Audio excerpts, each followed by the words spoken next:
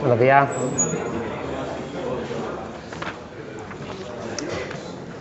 Hoy terminamos el tema de análisis de la respuesta temporal, el tema 4.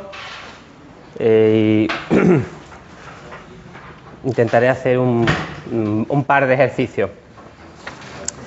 Lo último que vamos a ver del tema 4 es lo que se llama el criterio de Routh-Hurwitz.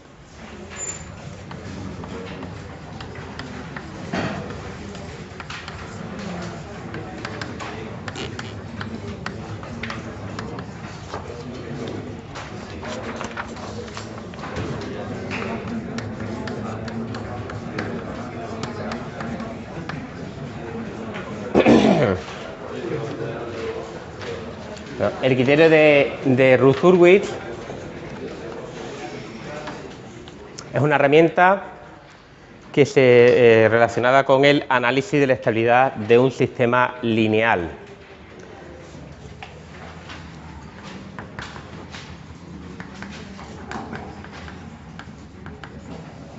La definición de estabilidad que dimos en el tema 2 era una definición un poco abstracta, ¿no? Aquella idea de que un sistema de cualquier tipo, pues había una definición de estabilidad era entrada-salida,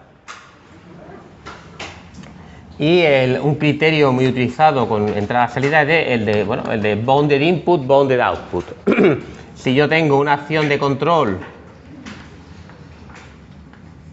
que está acotada para todos los instantes de tiempo, ¿no? Si yo excito un sistema, la entrada de un sistema con una señal acotada, yo tengo un circuito electrónico y lo excito con una señal entre 0 y 5 voltios, con la forma que sea, me da igual, pero siempre entre 0 y 5 voltios, la salida, pues, también tiene que estar acotada entre los valores que sea. No puede irse hacia infinito. Si frente a una excitación acotada, pues la salida se va a infinito, el sistema es inestable. Esto es una definición genérica y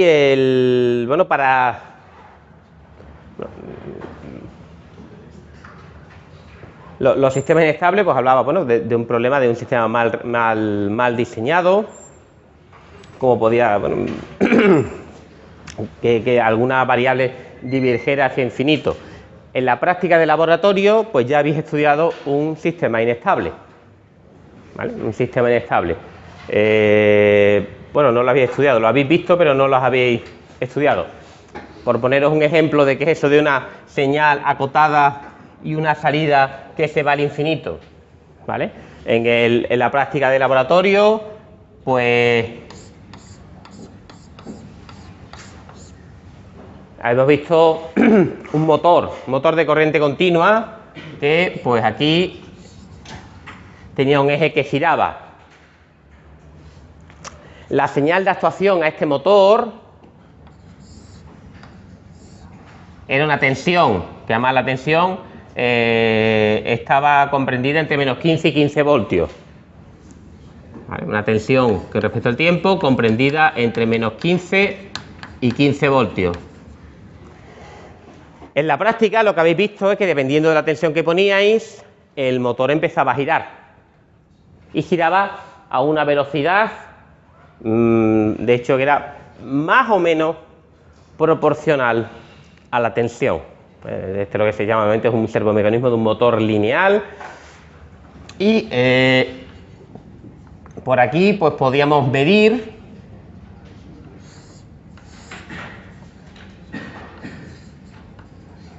la velocidad angular. Entonces, de hecho, habéis hecho gráfica en la que introducíais una señal constante o un escalón en tensión y en velocidad angular. En velocidad angular, pues veíais que hacía algo como esto. Y se mantenía a una determinada velocidad constante. Vale. No hay que decir que verdaderamente la relación que hay entre tensión y velocidad de giro en un motor lineal es estable. Le podéis meter cualquier tensión. Si la tensión está acotada, la velocidad de giro va a estar acotada. No ocurre lo mismo si en vez de fijarnos en la velocidad angular, nos fijamos en la posición angular. Os he dicho muchas veces que la diferencia, o sea, que la propiedad de lo que es una salida de un sistema lo define realmente la posibilidad de medir una determinada magnitud o el interés de medir una determinada magnitud. Aquí podemos tanto medir velocidad angular, porque nos da unos pulsos, tenemos un encoder, podemos medir, pero también con ese mismo encoder podemos medir no solo la velocidad angular, sino también podemos medir la posición angular. La posición angular. Si vosotros el motor le dabais una tensión constante, aceleraba, cogía una velocidad constante, y si representáramos la posición angular, pues más o menos esto haría algo así como esto. Puesto que la posición es la integral de la velocidad. Y esto tiende hacia infinito. Por lo tanto, si yo el motor lo represento como un señal entrada-salida, donde lo que yo introduzco es tensión y lo que yo mido es posición angular, este sistema es inestable. Frente a una entrada acotada, de hecho no es que esté acotada, es que es constante, la salida, que es la posición angular, se va hacia infinito, diverge. Todos los sistemas que tienen integradores, ¿qué es eso de que un sistema tenga un integrador? Pues que realmente la tensión lo que afecta, lo que controla es la velocidad de giro. Lo que ocurre es que lo que nosotros medimos es la integral de la velocidad de giro. Entonces estamos integrando una salida. En el momento en el que tenemos una integral en la salida, el sistema se nos va a hacer inestable, es inestable, ¿vale? Formalmente hablando. Ahora vamos a ver otros casos, veremos donde los sistemas se van a volver inestables por culpa de la señal de control. Por el diseño del sistema de control. El criterio de si un sistema es estable o inestable, vivo en general, para los sistemas lineales se simplifica, ¿vale?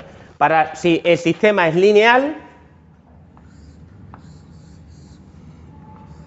si tenemos un sistema lineal y ya por lo tanto pudiéramos obtener una descripción en forma de función de transferencia, dado un sistema lineal, a partir de su función de transferencia podemos determinar fácilmente si es estable o inestable con el criterio que indica que un sistema es estable si tiene todos sus polos en el semiplano izquierdo. Tiene que tener todos sus polos en el semiplano izquierdo. Si tan solo tiene un polo en el semiplano derecho o en el eje imaginario, ¿vale?, el sistema es inestable, ¿vale? Si tiene un polo, cualquier polo, en el eje imaginario o en el semiplano derecho, con que tenga un único polo, el sistema es inestable. Es importante que los que están en el eje imaginario también son inestables. También son inestables. Tanto los que tienen polos puramente imaginarios como los que tienen polos en el origen. Para el caso del servomecanismo que habéis visto en las prácticas de laboratorio, en la práctica, de hecho, que básicamente lo que consiste es que os enteréis de que esto es un actuador y que esto es un sensor y cómo se mide, habéis hecho también una identificación experimental, porque lo que habéis hecho es hacer un experimento, habéis aplicado una tensión en el escalón, habéis obtenido la gráfica y habéis dicho, más o menos, este sistema lo puedo aproximar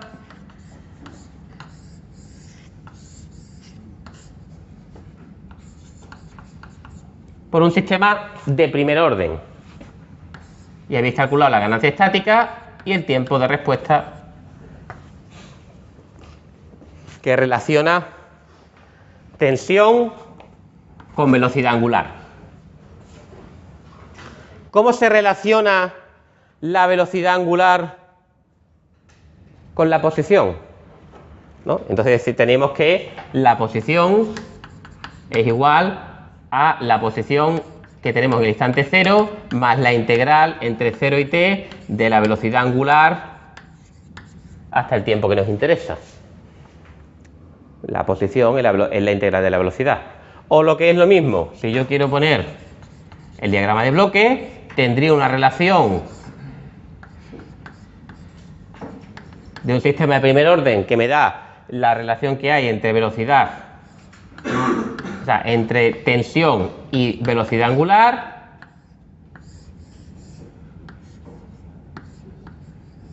y al integrar la velocidad angular obtengo la posición. Por diagrama de bloque, el sistema resultante que relaciona directamente tensión con posición, pues es un sistema que tiene determinada ganancia, tiene un polo real, que es la dinámica de lo que tarda en acelerar el motor cuando cambiamos la tensión, y un polo en el origen. Tiene un polo aquí y otro polo aquí. Y nosotros, un poco por deformación del idioma o simplemente por jerga, se habla de que tiene pues un polo de primer orden estable, un polo que está en el semiplano izquierdo, y un integrador, que los integradores pues son inestables, se les considera polos inestables. Por lo tanto, este sistema, tensión-velocidad, es inestable, tiene un único polo. En cualquier caso,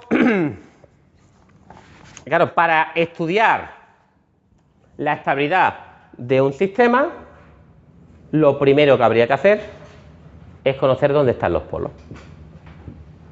Si yo conozco dónde están los polos, los pinto. Si veo uno que está en el semiplano derecho o en el eje imaginario, el sistema es inestable, o si no es estable. ¿Cuál es el problema? Pues hay el principal problema, estamos hablando, esto es control clásico, es una teoría desarrollada, ¿no? Pues cuando no se disponían de herramientas matemáticas de cálculo, pues ¿qué ocurre si tenemos un polinomio de orden 4 o un polinomio de orden 5? ¿Vale?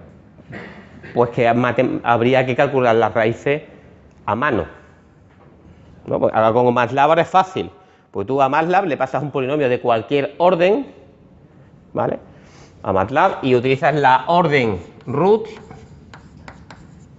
y le pasas el polinomio en forma vectorial con sus coeficientes, y automáticamente te da toda la raíz de ese polinomio. Pero nosotros a mano, si yo os pregunto si s a la cuarta más 7s al cubo más 2s más 7, ese polinomio, ¿dónde tiene las raíces? Porque la clave está en que nosotros para determinar la estabilidad de un sistema tenemos normalmente, pues tenemos una función de transferencia definida por un polinomio numerador y denominador. Lo que nos interesaría saber es si de las 4 raíces de este polinomio todas están en el semiplano izquierdo o hay alguna en el semiplano derecho. Una de las formas de resolver esto es pues sacar cuáles son las 4 raíces.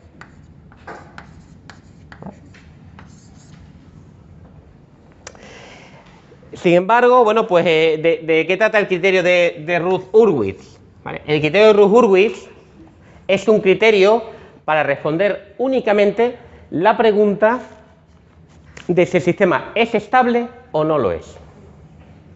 El sistema es estable o no lo es. No está interesado en conocer la posición de los polos. O sea, porque si nosotros tenemos este polinomio denominador y obtenemos la posición de los polos, sabemos si el sistema es estable o es inestable, y además tenemos más información. Tenemos más información. Pero Routh-Hurwitz dice, no, a mí no me importa saber dónde están los polos. O sea, estos polos estarán aquí. Me da igual. Lo que yo quiero saber es si hay uno o más en ese plano izquierdo, derecho. Solo eso. Es una respuesta sí o no. ¿Es estable o no es estable? No está interesado en saber si es más rápido o menos rápido, si tiene polos complejos conjugados, si no tiene polos complejos conjugados, si va sobre oscilar, si no va sobre oscilar. Eso no es lo único importante. Lo único importante es si es estable o es inestable. El desarrollo. Ahora vamos a ver que, bueno, esta pregunta es importante. El desarrollo de la telefonía fija, pues había que amplificar señales, ¿vale? Uno de los principales desarrollos tecnológicos fue el amplificador realimentado, que permitía transmitir la voz por distancias más largas. Pero se encontraron los ingenieros que a veces enchufaban el amplificador y se quemaba y otras veces no, en función de la ganancia que ponían al amplificador. ¿Vale? Cuando se diseñaba un amplificador que era inestable, se quemaba. Porque claro, que esto se vaya infinito no es que haya nada que se vaya infinito, significa que el amplificador se te quema. ¿Vale? Hay algo que se te ha ido al traste, se te quema el amplificador. ¿Qué es estable? El amplificador no se te quema. Entonces había pues un interés en desarrollar técnicas de diseño para ese tipo de circuitos que te garantizaran, para empezar, que no se te quemaba. Simplemente que no, yo quiero saber que no se me va a quemar. Después ya hablamos de otra cosa, pero dime que no se me va a quemar. ¿Vale? Dime que va a ser estable. Pues vamos a ver ahora que la ventaja del método de Rouch-Hurwitz es que incluso podemos tener parámetros desconocidos. Bueno, pues esto es el método de Rouch-Hurwitz. Se llama Rouch-Hurwitz porque se desarrolló en paralelo por dos investigadores diferentes y al final pues se ha quedado con el nombre compuesto de los que desarrollaron esta herramienta. Se basa, es un método más complicado de explicar que de hacer, ¿vale? Simplemente se trata de hacer una tabla. De hacer una tabla que va a depender de los coeficientes del polinomio. La tabla se construye siguiendo el siguiente procedimiento y una vez que se tiene construida esa tabla, pues automáticamente se puede responder la pregunta que te interesa, que es si es estable o es inestable. La tabla tiene tantas filas como el polinomio, el orden del polinomio que estás estudiando más 1, porque se le denomina con las potencias del polinomio, la fila de S4, de S3, de S cuadrado, de S y de S va a 0. En las dos primeras filas se encuentran los coeficientes del polinomio, divididos en pares e impares. ¿Vale? En este caso, para este ejemplo de aquí, como el polinomio es de orden 4, pues empezaríamos por los pares. El primer polinomio, el primer coeficiente tiene valor 1, el segundo tiene valor 2 y ya está. No, me he liado, sí. Eso, perdón, esto es un 0, ¿no? Porque es S al cuadrado, que no está. Y el tercero, que es S0, que es el que yo estaba buscando, es 7. Son los polinomios pares. Esto sería los coeficientes pares. Este sería el coeficiente de S4, este el de S cuadrado y este el de S elevado a 0. En la siguiente, pues, están los que faltan. Es decir, si la primera columna son los pares, la primera fila son los pares, la segunda fila son los impares, y en el caso contrario, en el que la primera fila fuera los impares, pues la segunda serían los pares. Tendríamos el 7, que es del S al cubo, y el 2 del S. Y ahora hay que hacer, pues, el resto de filas, que se construye realizando operaciones matemáticas con los componentes de las otras, de las dos columnas anteriores.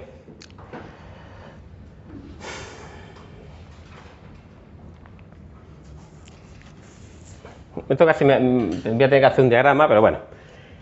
Los elementos de una fila dependen de los coeficientes de las dos filas anteriores. ¿Vale? Voy a dejar por aquí.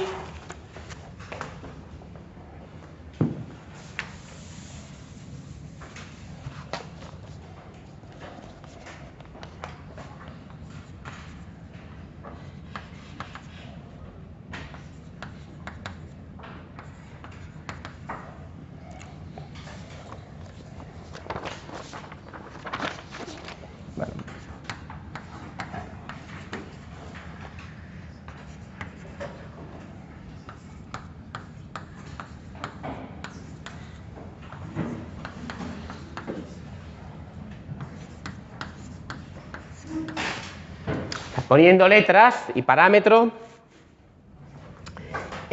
cada elemento de esta fila, el elemento C1, ¿vale?, que no me ocupe, se obtiene multiplicando B1 con A2, restándole A1 con B2 por B2 y dividiéndolo por B1.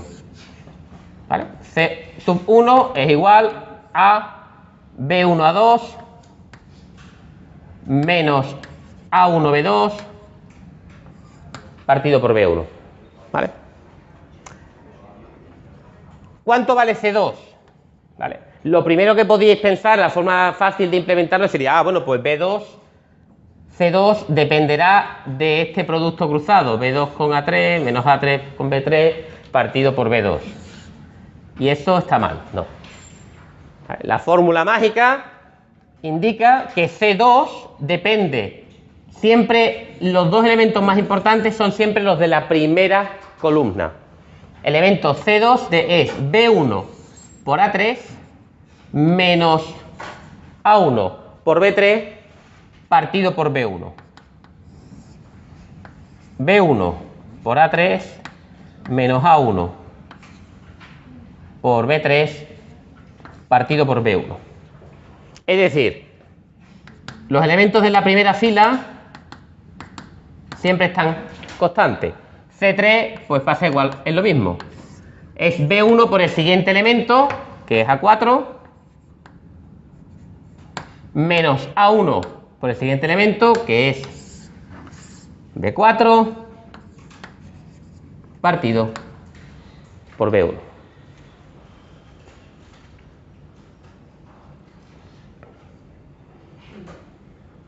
Estas mismas operaciones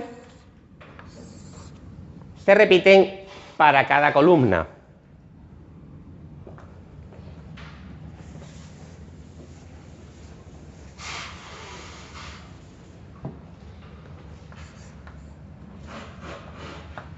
Es decir, para calcular D1 me voy a utilizar la columna B y la columna C, las dos anteriores, y va a ser C1 por B2 menos B1 por C2 partido por C1.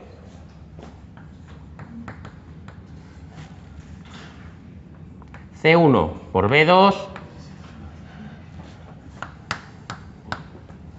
menos B1 por C2 partido por C1. El siguiente elemento pues es igual. La primera columna sigue estando fija. C1 por B3 menos B1 por C3 partido por C1. Y así hasta el infinito. Así hasta el infinito.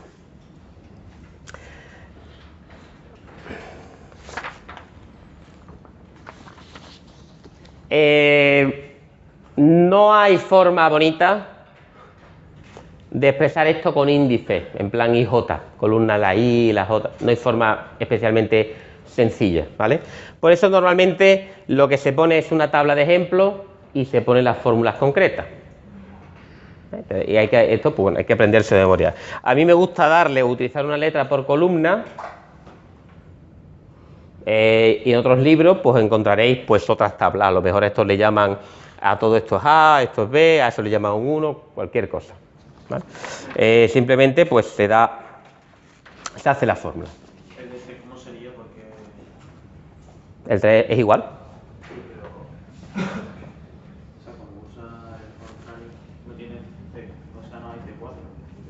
Sí hay. Esto es 0. Esto es 0. O sea, ahora vamos a ver que la tabla se va autodestruyendo. ¿Vale? A cada fila cada vez hay menos elementos. Pero no es que haya menos, es que hay más ceros. Que no, es parecido, pero no es igual. ¿Vale? Aquí hay un elemento C4, que puede valer 0 o no 0, pero está ahí. Bueno, vamos a intentar. Esto. Vamos a hacerlo.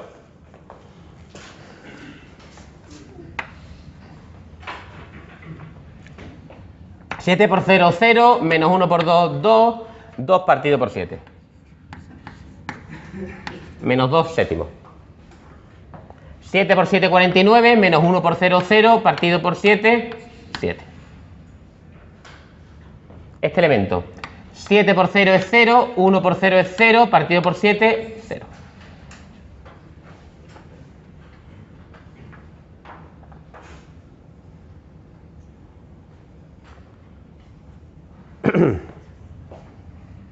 Este de aquí ya empieza.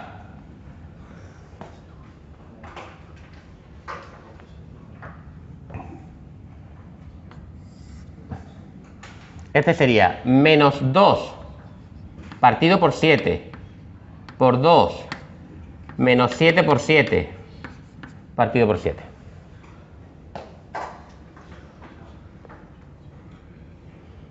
Este me encanta. Algo por 0 es 0, menos algo por 0 es 0, partido por algo, 0. Sería 3 menos 2. ¿Perdón? Entre menos 2 séptimos. Entre menos 2 séptimos.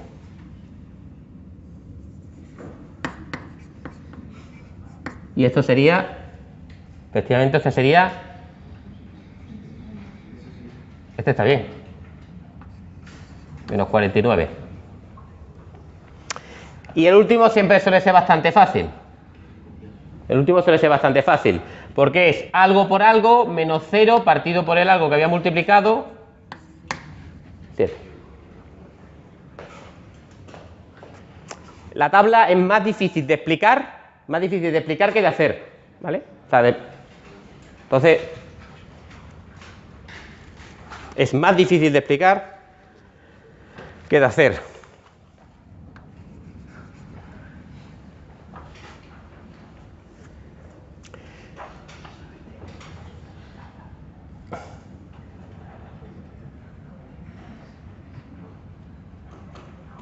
Pues una vez que has hecho la tabla se aplica el criterio.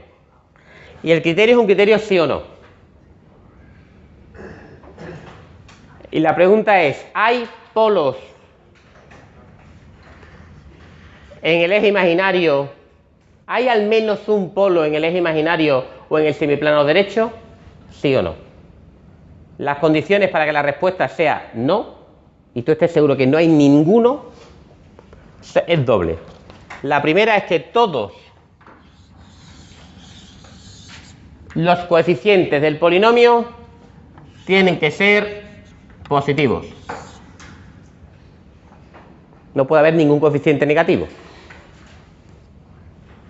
¿Vale? Si esto hubiera sido s a la cuarta más 7 s al cubo menos 2s, no hace falta seguir hablando. El sistema es inestable. Lo cual parece una tontería, pero está muy bien, porque ya lo sabes. Si tú ves un menos, ya no tienes ni que hacer la tabla. Claro, pero puede darse como este caso, ¿no? Que todos los coeficientes sean positivos o nulos. Positivos o nulos. Positivos o nulos. Y entonces lo que tienes que hacer es la tabla. Y entonces mirad la primera columna. Solo hace falta mirar la primera columna. Para que no haya ningún elemento en el semiplano derecho ni en el eje imaginario, todos los elementos de la primera columna tienen que ser positivos. Y entendemos por positivo mayores que 0. Si hay cualquier número en esta tabla que sea negativo o 0, el sistema es inestable. Entonces, el criterio de Rouch-Hurwitz, de hecho, si lo estabas aplicando, no tenías ni que seguir de aquí. En el momento que te salía menos 2 séptimos, el sistema es inestable. ¿Dónde está el polo inestable? No lo sé. ¿Cuántos polos son inestables? Bueno, eso sí se puede saber. ¿Tengo polos complejos conjugados? No lo sé. ¿Polos reales? No lo sé. Lo que sí sé es que al menos hay un polo inestable. Este es el criterio de Roux-Hurwitz reducido. De hecho, hay determinados resultados que incluso dicen cuántas raíces tienes en ese semiplano derecho, que son los cambios de signo. ¿Vale? Este número de aquí es positivo, este número de aquí es positivo, este número de aquí es negativo, este número de aquí es positivo, este número de aquí es positivo. Hay un cambio de signo, dos cambios de signo, hay dos raíces en el semiplano derecho. Pero te da igual que haya una, que haya dos, que haya 14. Si hay una es inestable, si hay dos es inestable, si hay cuatro es inestable, si hay 10 es inestable. Y lo único que te está intentando, ahora mismo nosotros lo que nos interesa saber es la respuesta si no, si es inestable o no es inestable.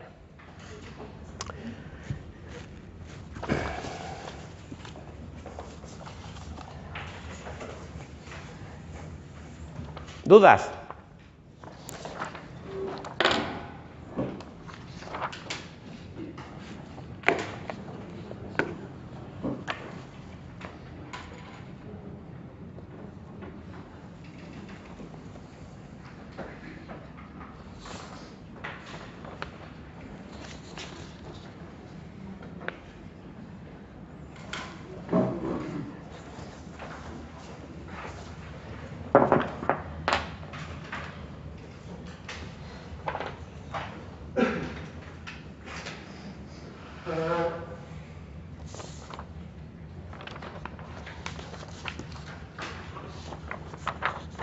Utilizamos el criterio de Roux-Hurwitz.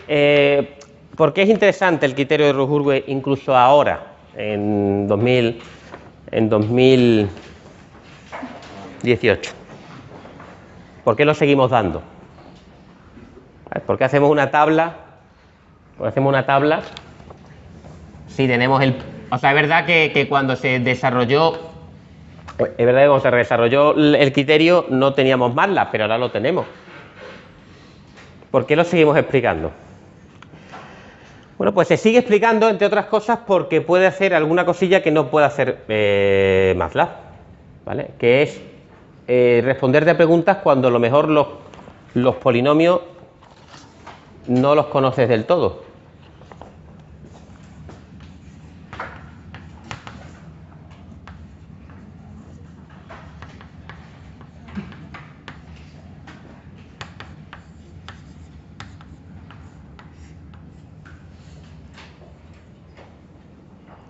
Tenemos un sistema que en el denominador, ¿vale?,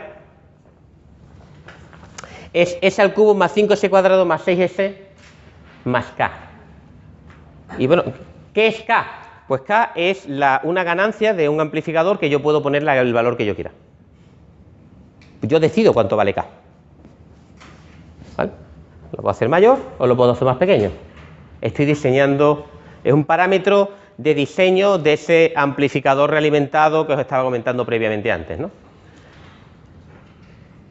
Hay determinados parámetros que están fijos, pero hay uno que domino yo, hay uno que controlo yo. Y entonces el ingeniero te dice, ¿para qué valores de K el filtro no se me quema? ¿Para qué valores de K el sistema que tiene ese denominador es estable? ¿Vale? Entonces, si tú vas a MATLAB y haces root de 1, 5, 6, K, y K no lo has definido y no tiene valor porque no lo conoces, te pita penalti. Y te dice que él, si tú le das un polinomio, te calcula las raíces, pero él no te puede hacer esto. No tiene idea. O sea, tú dime un valor de K. Más lo que te dice, bueno, pongo un 1. Te pones un 1, te calculo los polinomios y te digo si es estable o no estable. Dale un valor de 0,1, calculo los polinomios y te digo si es estable o no estable. Dale un valor de 10, dale un valor de 1000, pero dime cuánto vale K.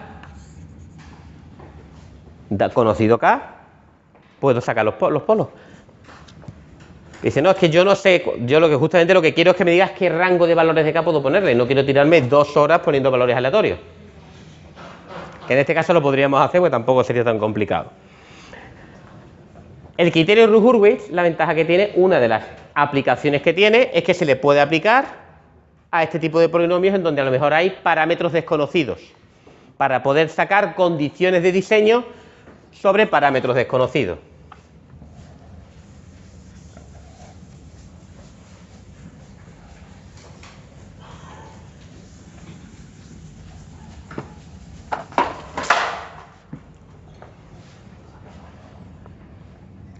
S al cubo, S al cuadrado, S1, S0, empezamos por los impares, 1, 6. Y lo otro es 5, K. Esto sería 30 menos K partido por 5. Esto sería 0. Esto sería K. Esta es la tabla de Routh-Hurwitz para ese polinomio que he colocado con un parámetro desconocido que es K. Aplicando ya el criterio, diríamos, para que esto sea estable, K tiene que ser mayor o igual que 0. Me permitís que a lo mejor haya cometido un error, no estoy seguro que tienen que estar todos los polinomios, puede que tengan que estar todos los coeficientes, que no pueda ser igual a 0. Puede que tengan que ser mayor estrictos que 0. ¿De acuerdo? Ahora, exactamente.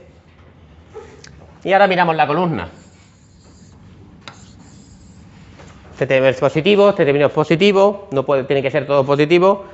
30 menos K partido por 5 tiene que ser mayor que 0.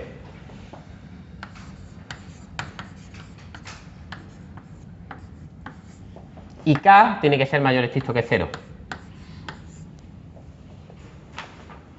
Lo que nos da un resultado que te dice, mientras que el valor de esa ganancia, de ese parámetro, lo escojas entre 0 y 30, el sistema va a ser estable. Lo cual, pues no es una información nada mala. Es decir, tú puedes decir, ahora puedes jugar de 0 a 30 como tú quieras. No bajes de 0, no pongas una ganancia negativa que se te va. El sistema se está inestable, no la pongas demasiado grande, que si la pones demasiado grande y te pasa de 30, el sistema se está inestable. Pero mientras que repites esos dos límites, el sistema que tiene por polinomio, o sea, por denominador este polinomio, va a tener todas sus raíces en el semiplano derecho y por lo tanto no se te va a estabilizar, no se te va a quemar el filtro. Porque en esta asignatura se llama control automático. Y en control automático lo que hacemos, el objetivo es darle valores a estos parámetros que resultará que esa K no solo determina si el sistema es estable o inestable, sino que de algún determinado sistema de control pues se comporte mejor o peor. Nosotros tenemos que en control automático vamos a diseñar sistemas para los cuales vamos a tener parámetros libres a los que le vamos a dar un valor y nos preguntamos cuál va a ser el resultado para diferentes valores. Y Routh-Hurwitz pues, puede ser una herramienta interesante en ese caso. ¿Duda? Pues vamos a hacer, a ver si me da tiempo, hacer un par de problemas de examen.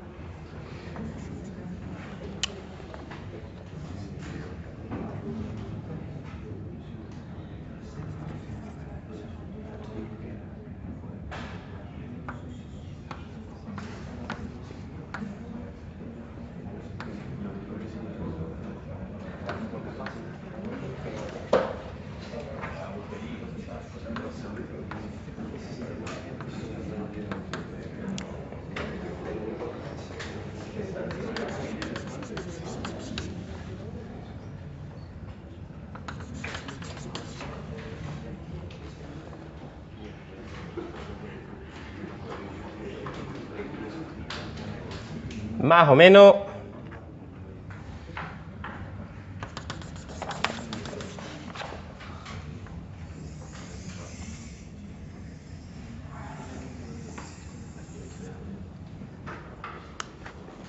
se dispone de un sistema sobre el que se realizó una prueba experimental consistente en una señal de escalón de una determinada amplitud. El resultado del experimento fue la siguiente curva para la salida. Aquí tenemos esta gráfica. ¿Vale?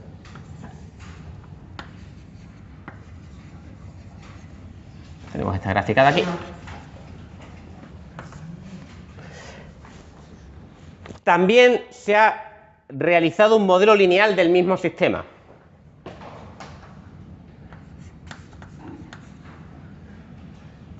Del que se dispone un diagrama de bloques.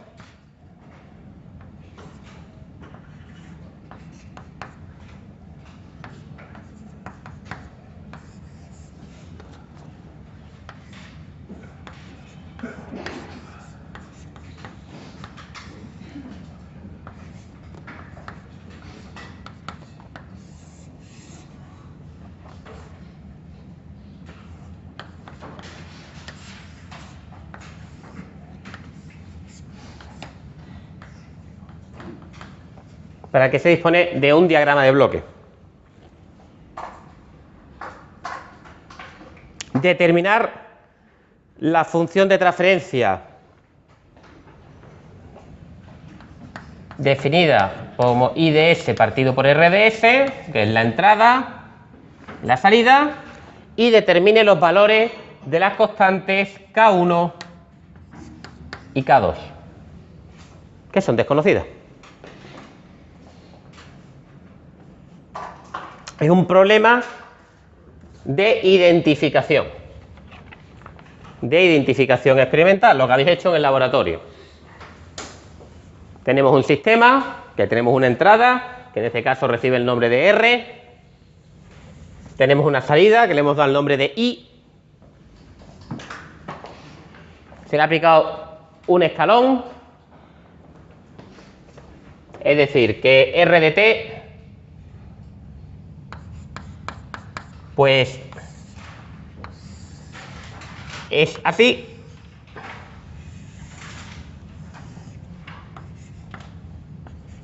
En el instante cero. De hecho, esto está mal.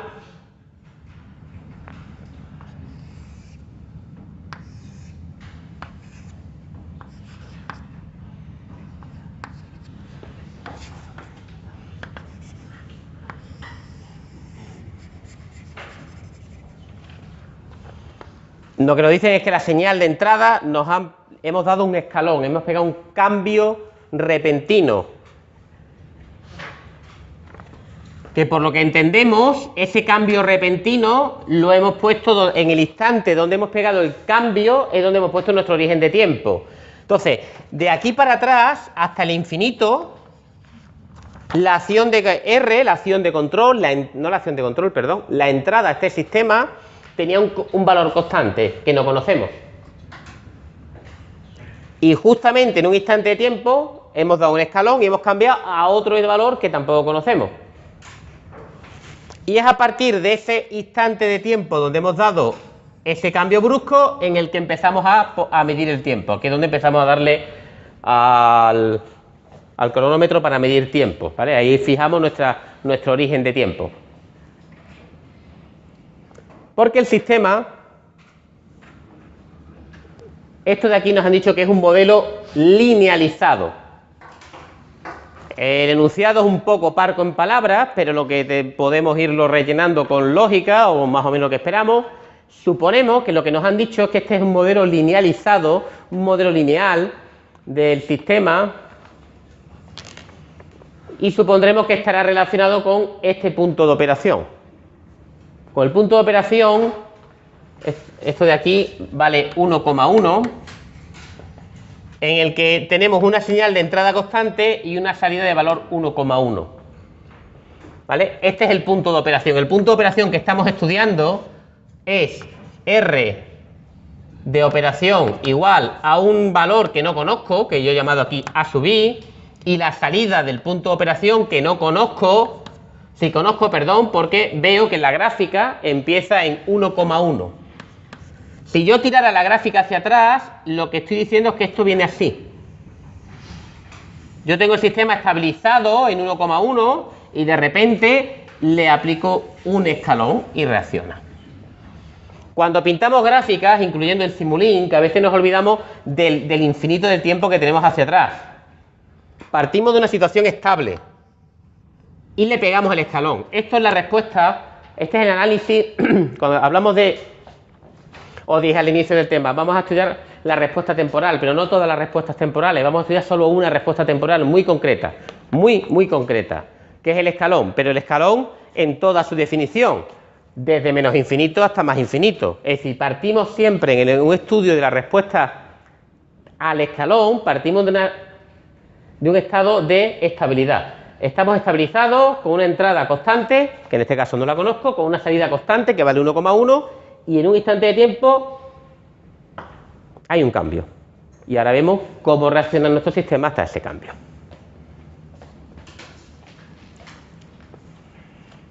Y en torno a este punto de operación, pues nos han dicho que podemos tener este modelo aproximado lineal.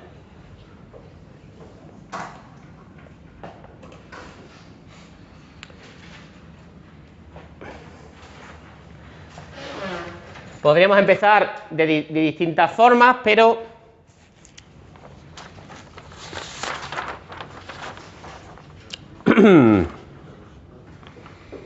intuitivamente podríais ver que aquí tengo un sistema de primer orden, aquí tengo un integrador y tengo un diagrama de bloques. Si lo razonáis un poco, veréis que lo más normal es que el sistema resultante sea un sistema que tenga dos polos, sea un sistema de orden 2. No va a aparecer otro polo por ninguna parte. Si no, lo podéis ver y podemos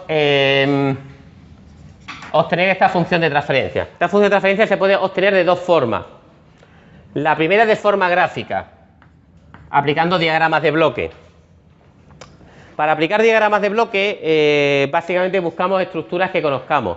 Aquí lo único que se ha hecho para confundiros con algo de mala idea es poner esta flecha aquí para abajo. Entonces parece que esto no sabemos lo que es, no lo veo, no veo yo qué es esto, qué es lo que tengo yo aquí.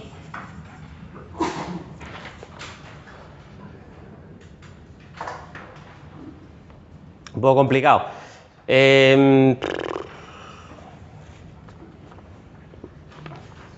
Porque estoy midiendo aquí la salida. ¿Vale? Estoy midiendo aquí la salida. Pues, ¿qué puedo hacer? Puedo llevarme este bloque a este punto y si yo divido aquí por S, aquí tengo que multiplicar por S. Aquí me tiene que aparecer un S.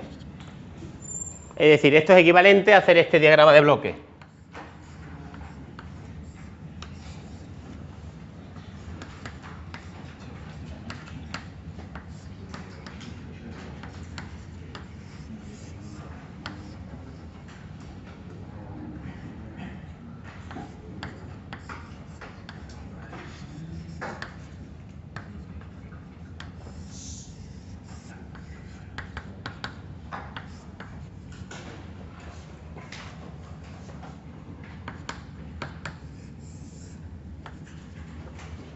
Vale. Este 1 partido por S me lo llevo a la izquierda, pero para que esta señal sea igual, como esta señal se ha dividido por S, aquí la tengo que multiplicar por S. Por lo tanto, aquí ya no habría modificado.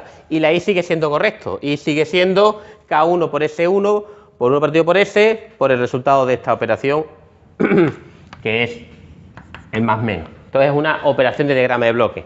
Esto, que aunque está girado, es una conexión en paralelo.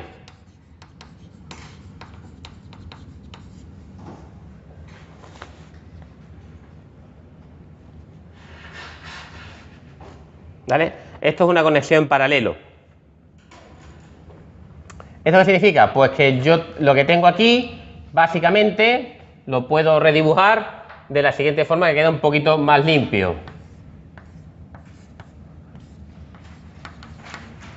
K partido por S más 1 por S, ya lo uno en una única elemento. Aquí tengo la salida, aquí tengo la entrada, y yo pincho de la salida y me la llevo para abajo. Y tengo dos operaciones. Una es esta rama de aquí. Y la otra es esta rama de aquí. Y esto lo sumo.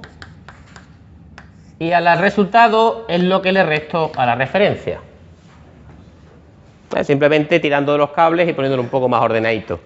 Porque como dije, esta es una conexión en paralelo.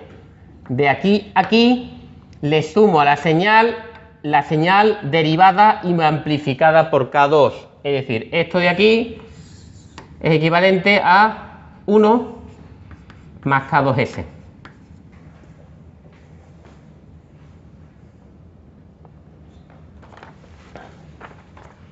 Y ya queda algo pues que teóricamente ya no sabemos de memoria. Aquí tengo la función K1 partido por S más 1, y con un lazo de realimentación negativa la función de transferencia 1 más K2S. Y yo sé que si tengo G y H en un lazo de realimentación negativa, que esto me lo sé de memoria, esto es aproximadamente, es igual, perdón, a G partido por 1 más GH. Por eso sí me lo sé de memoria. O sea, la idea es, esto no lo veo claro, lo transformo hasta que llego a una estructura que sí conozco. ¿Vale? A una estructura que sí conozco. Quedo sin pizarra.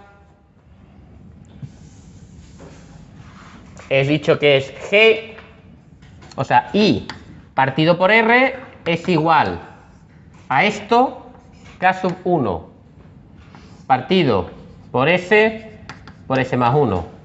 Esto es G.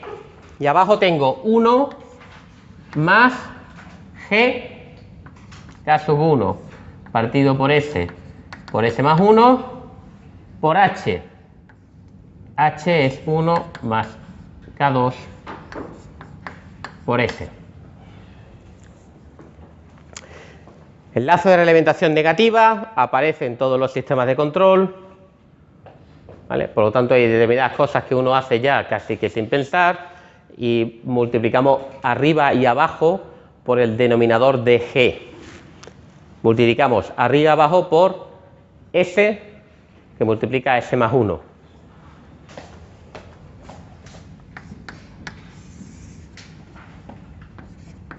K sub 1 partido por S más 1 más K sub 1 que multiplica 1 más K sub 2 S.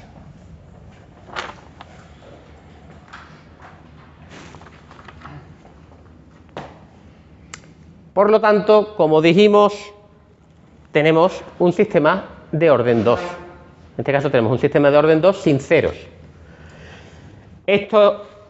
Este polinomio no lo conocemos, no conocemos K sub 1 y K sub 2, podría tener dos polos reales o tendría dos polos complejos conjugados.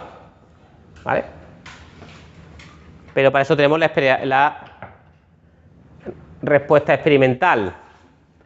Mirando la respuesta experimental, sabemos que K sub 1 y K sub 2 tienen valores seguros que me hacen que ese polinomio tenga raíces complejas conjugadas, puesto que la respuesta tiene la forma de una respuesta subamortiguada con sobreoscilación. ¿Dónde están esos polos? Pues analizamos la respuesta del sistema e identificamos la posición de los polos. ¿Cómo es que la analizamos? Pues bueno, vamos viendo las cosas que nos interesaban. Por ejemplo, ¿cuánto tiempo tarda en alcanzar el valor que tiene en régimen permanente? El valor que tiene en régimen permanente es 1,9.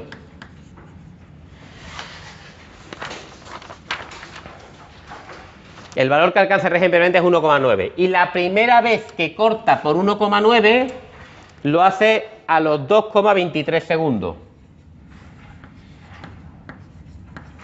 En un examen, esto es un examen, 2014, si os damos una gráfica es para que pintéis en la gráfica. ¿Vale? Pues vosotros diréis, ¿cómo sale 2,23? Porque tú coges el lápiz gordo, lo pones aquí, a ojo de buen cubero, y tú dices que tú has medido 2,23. ¿Vale? No me pongáis 3 decimales que no me lo voy a creer, ponéis un decimal. Más o menos, calculo que es con 2,2. Y marcáis en rojo gordo aquí y ponéis aquí, he medido 2,2. Pues yo sepa lo que vosotros habéis medido de la gráfica que os hemos dado. Tenéis que medir en la gráfica. Después habéis medido que en un instante de tiempo determinado ha alcanzado el máximo. Un máximo que se ha alcanzado a un valor de salida de 2,15. Esto es 2,15. Y el de instante de tiempo que lo ha hecho es de 3,75. ¿Vale? Porque yo más o menos he medido eso.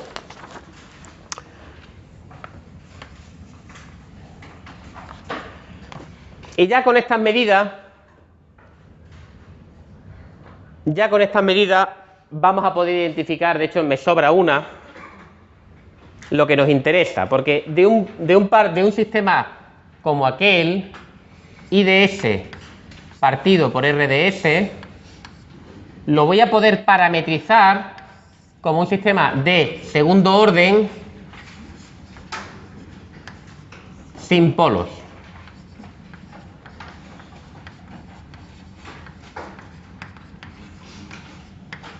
Y lo que me interesa conocer es cuánto vale omega n, cuánto vale la frecuencia natural y cuánto vale delta, el coeficiente de amortiguamiento. Y para eso lo puedo relacionar con estos valores. Por ejemplo, esto de aquí, 2,23 es el tiempo, 2,23 es el tiempo de pico, es el tiempo de subida. Y el tiempo de subida es pi menos el arco coseno de delta partido por omega n por la raíz cuadrada de 1 menos delta al cuadrado.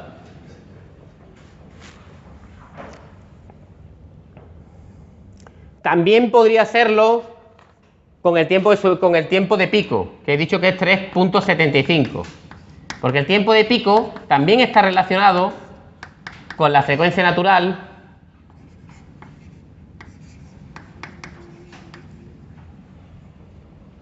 y el coeficiente de amortiguamiento.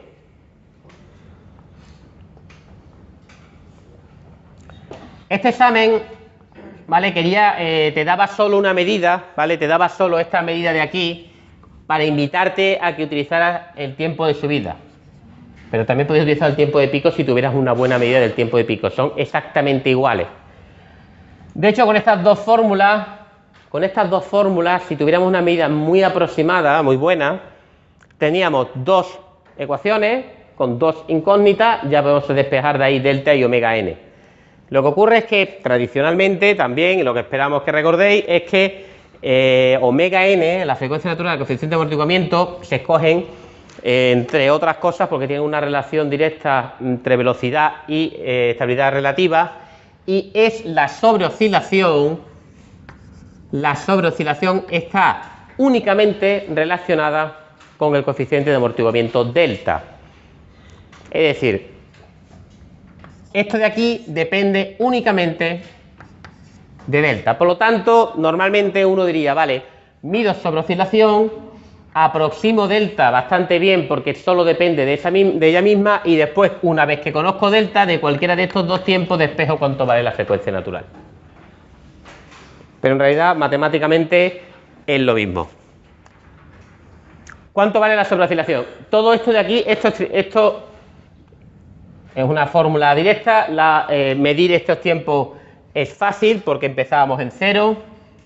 Si hubiera empezado el escalón en otro instante de tiempo, lo tuvierais tenido que tener en cuenta. Este es el tiempo de aquí, aquí, y el otro es el tiempo de aquí, aquí. Vale. ¿Cuánto vale la sobreoscilación? ¿Vale? ¿Cuánto vale la sobreoscilación?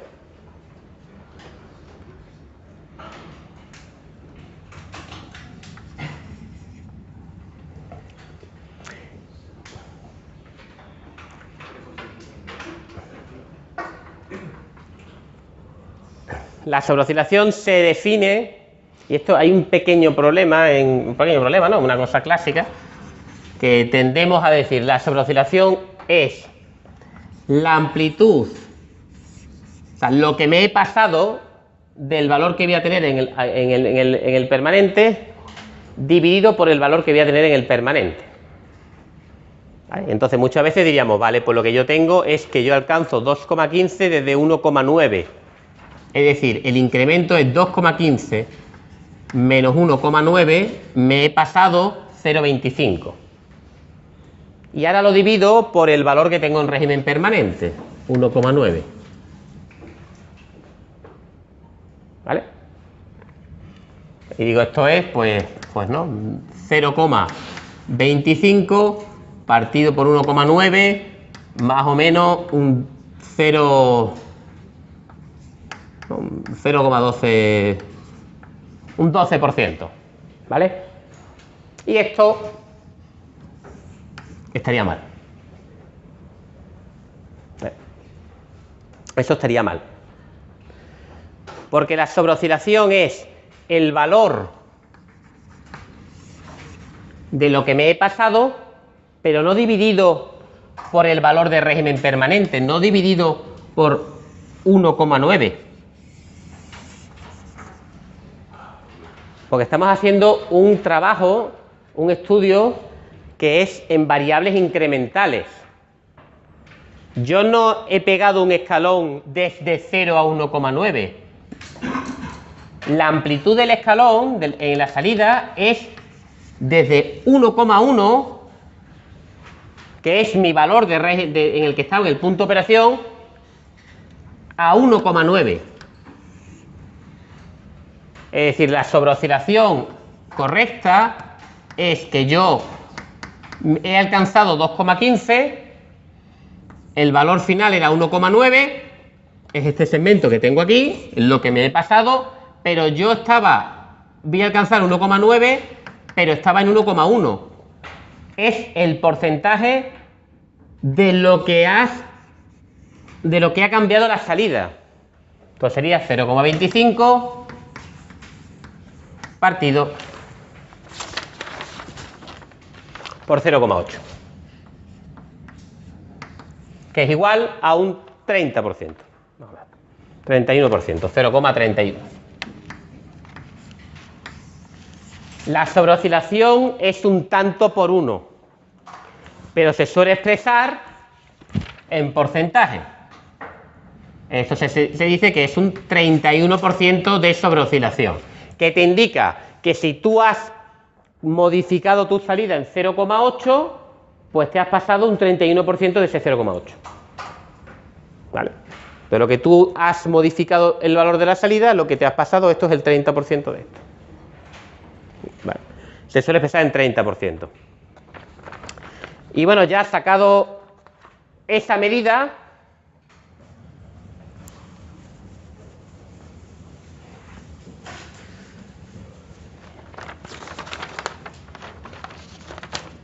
resulta que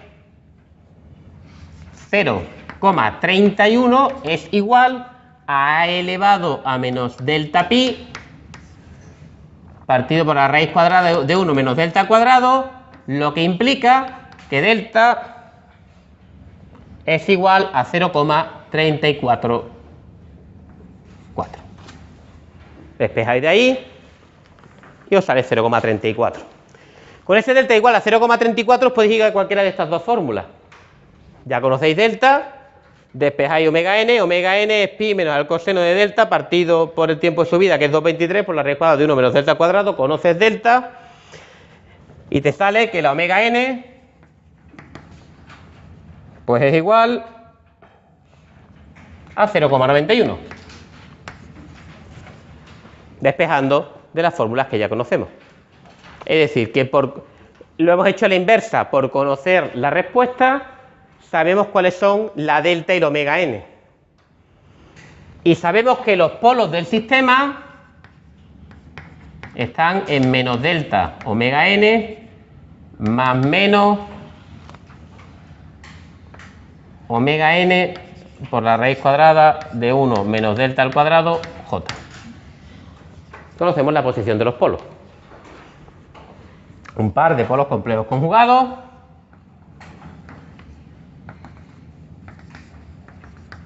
menos delta, esto sería menos delta omega n y esto sería omega n por la raíz cuadrada de 1 menos delta al cuadrado.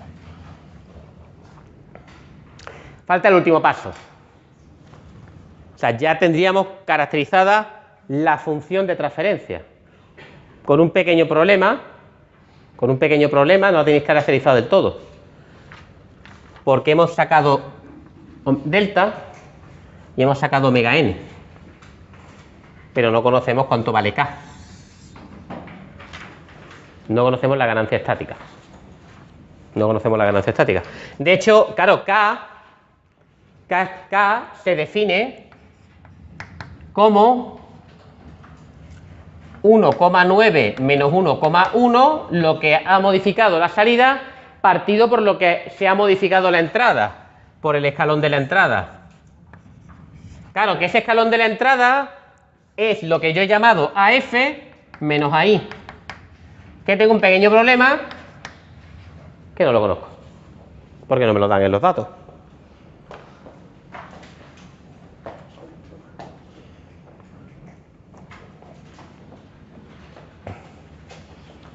No me lo dan en los datos, porque en los datos me han dado la pieza del puzzle para poder sacar la ganancia, no sale de la respuesta temporal, porque no conozco cuánto vale el escalón de la entrada. La herramienta que me han dado para saber cuánto vale esta ganancia es a partir de que yo tengo la función de transferencia de ese sistema y me faltan dos parámetros, K1 y K2, no los conozco. Pero lo que me están diciendo es que lo que sí conozco es que IDS partido por RDS, yo digo que vale K por omega n al cuadrado partido por S al cuadrado. Esto un poquito cuidado, un poquito de cuidado aquí. Que I partido por S, perdón, por R, yo sé que es igual a aquello de allí. K sub 1 partido, ¿por qué? S al cuadrado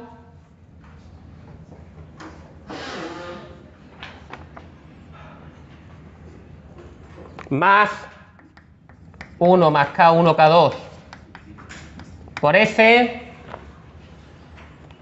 más K1 más K1.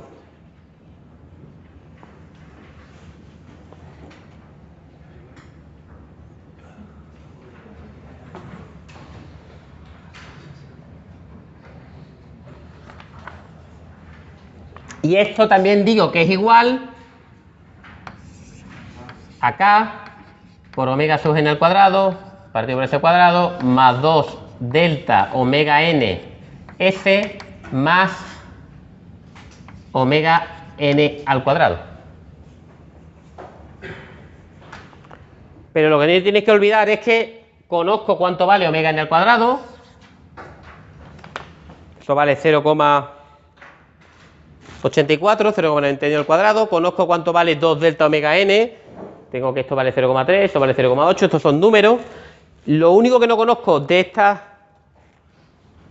estos dos elementos es que no conozco cuánto vale K1, no conozco cuánto vale K2 y no conozco cuánto vale K. Pero identificando términos,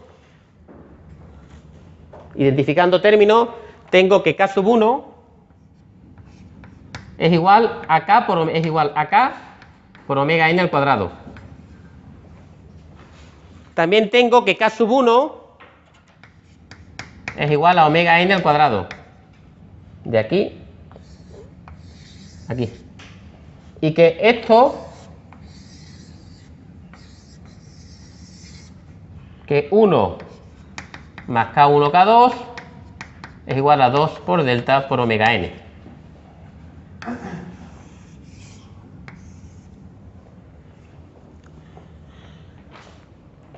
Y de ahí podremos despejar cuánto vale K1, cuánto vale K2 y cuánto vale K. Cuánto vale K1, cuánto vale K2 y cuánto vale K.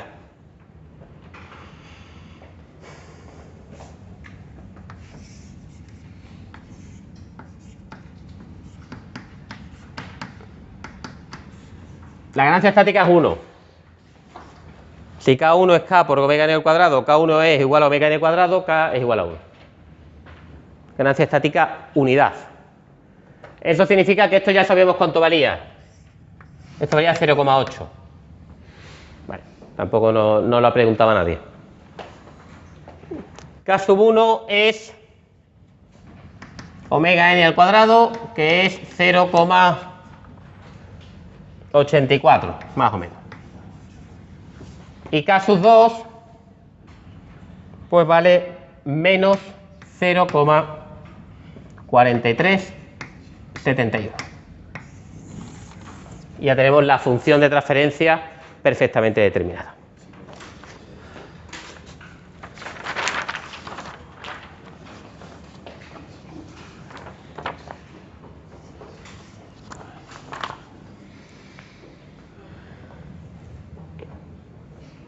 ¿Cómo ha identificado los coeficientes? ¿Cómo he identificado estos valores cuáles? ¿Esto de ahí? Lo he identificado porque el polinomio denominador, el factor en este al cuadrado vale 1. Y aquí en el polinomio denominador, el factor de ese cuadrado vale 1. Como ya tengo 1 fijado, el factor de s en estos dos polinomios tienen que ser iguales. 1 más K1, K2 tiene que ser 2 delta omega n. 1 más K1, K2 tiene que ser 2 delta omega n. Y el término independiente tiene que ser igual. K sub 1 tiene que ser omega n cuadrado. Y la parte superior tiene que ser igual. Pero esto es porque este de aquí vale 1, que lo conozco. Y este de aquí vale 1, que lo conozco. Una vez que los dos tienen un término igual, el resto tienen que ser iguales haciendo igualdades término a término.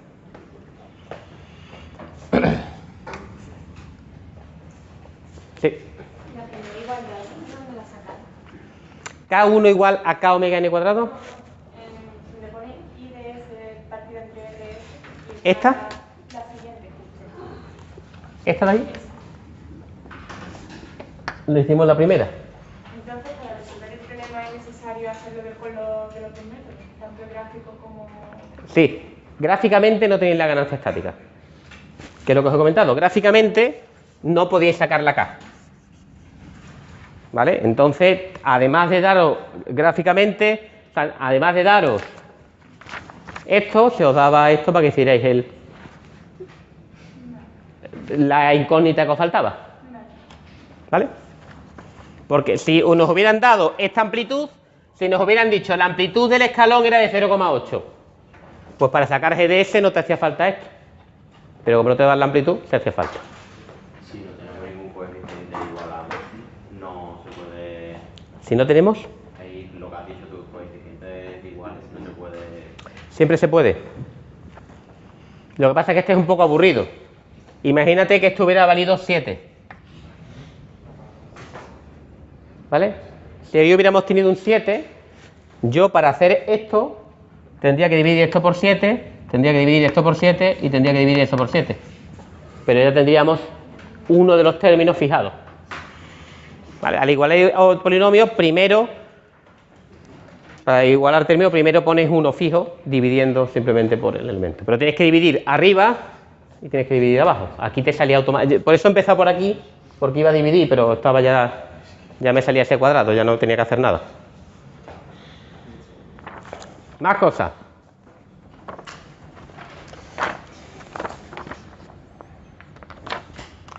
Bueno, pues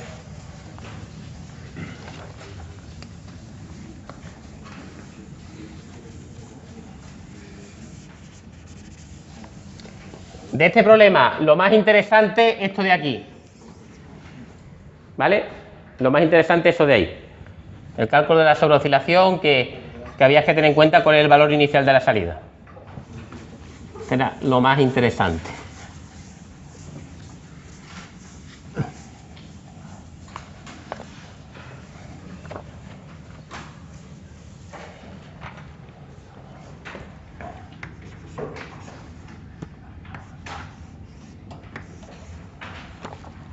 Quedan poco tiempo. Bueno,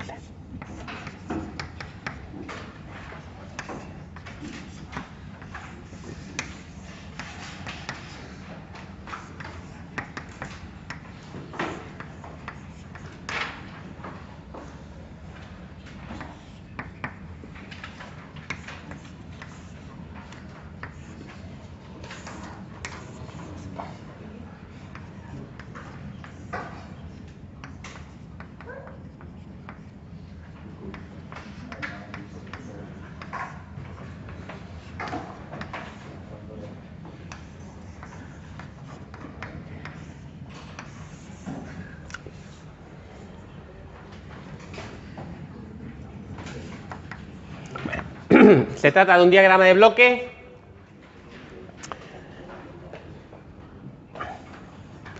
de dos rodillos que giran a velocidades omega 1, omega 2 en función de la velocidad de giro de otro tren, de otro eje, ¿vale? La velocidad de giro de entrada es WR y hay dos sistemas, uno que gira a velocidad omega 1, pero el eje omega 1 es el que ataca al segundo eje, entonces la velocidad de giro del segundo eje omega 2 realmente depende de la velocidad de giro de omega 1. Y tenemos aquí un parámetro de diseño, una ganancia, tenemos que decidir. Y lo que nos piden es, escoge cuánto tiene que valer K, para que en el régimen permanente omega 1, en régimen permanente, o sea que el límite, frente a una entrada constante, cuando el tiempo tiende hacia infinito de omega 1 de t, pues es igual al límite cuando t tiende a infinito de omega sub 2 de t, suponiendo que la frecuencia es constante. Si yo aplico aquí una velocidad de giro constante, yo quiero que tanto el primer eje omega 1 y como el segundo eje giren a la misma velocidad, que tengan la misma salida. ¿Cuánto vale la ganancia?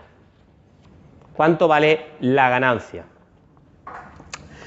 ¿Qué valor le tengo que dar? Le llamo ya parámetro de ganancia, pero es ¿cuánto vale este parámetro desconocido? Bueno, pues para hacer eso, básicamente lo que te están pidiendo es que este sistema de aquí, es decir, el sistema que relaciona omega 1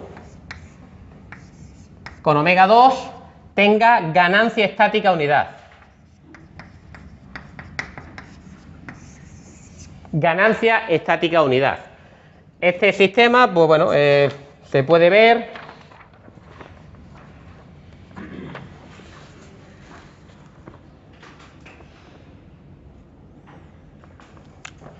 Que es K sub 1 por 80K, 0,1 por 80K partido por S más 20 por S más 2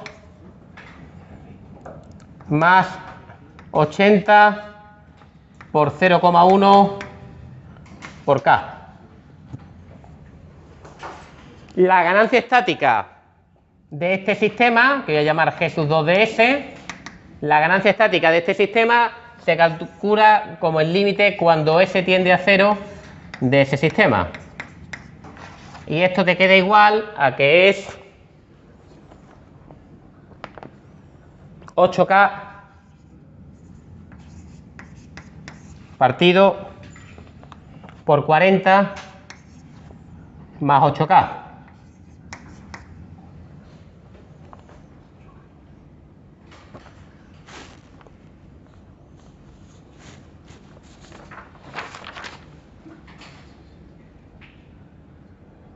Perdón, sí, te pedían, pero te pedían que no tuviera ganancia estática 1. Te pedían que este de aquí tenía que girar el doble de rápido que omega 1. Es decir, que esto tiene que ser 0,5. Y esto implica que K tenía que ser igual a 5. Aquí lo que tenéis que estar, lo importante es entender el concepto de ganancia estática. Si te hablan del valor que va a alcanzar una señal en el régimen permanente, decían el segundo término tiene que girar la mitad de rápido que el primero. Por lo tanto, el límite, esto tiene que ser, límite de omega tiene que ser el primero multiplicado por 2. Este tiene que girar el doble de rápido que omega 2. Y eso está relacionado con la ganancia estática, que se puede calcular a partir de la función de transferencia aplicando el teorema del valor final. Y eso fija un valor de K, que sería K igual a 5. Y ahora preguntan, ¿presentará este sistema oscilaciones si aplicamos un escalón en omega R? Y por último, ¿cuánto tiempo alcanzará, cuál será el tiempo de establecimiento del sistema? ¿Vale? Ahí tendríais que calcular la función de transferencia desde omega R hasta omega 2 y ver qué polos tiene, cuáles son los polos. Que en este caso ya tenéis todos los parámetros. Cuando K vale 5, esto ya tiene una función de transferencia